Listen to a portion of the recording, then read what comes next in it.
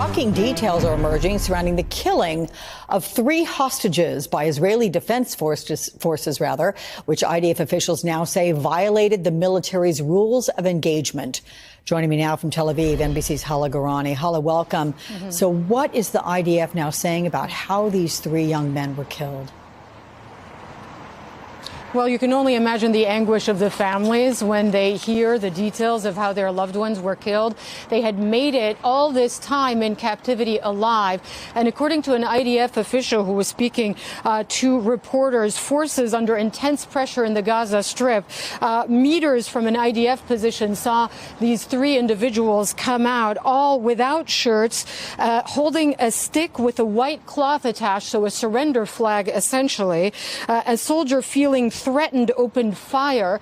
2 of the 3, we don't know the names of the 2 here, you're putting their pictures up on the screen, were killed immediately. Another was injured, ran back into the building that they had emerged from. A cry for help was heard in Hebrew, which is also adding to the consternation of the families here, because clearly one of these hostages at least was speaking in Hebrew and not in Arabic, and that the battalion commander at that point issued a ceasefire order.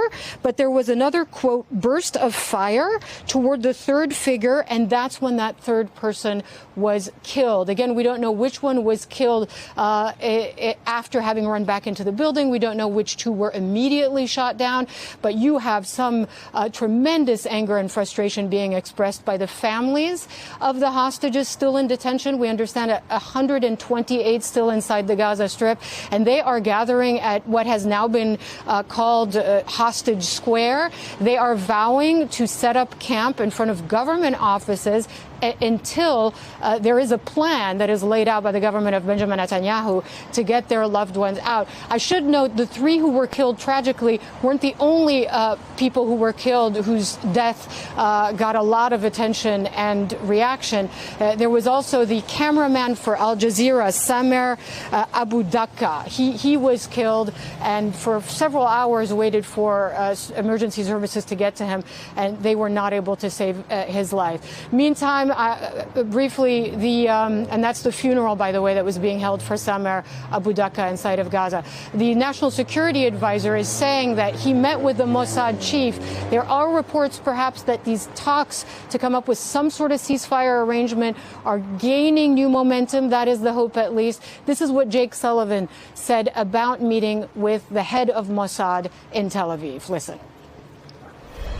My meeting with the director of the Mossad last night, we were supposed to meet for about 45 minutes. We ended up meeting for more than twice that because we had a very detailed and intense conversation about how to move forward to try to secure the release of all of the hostages.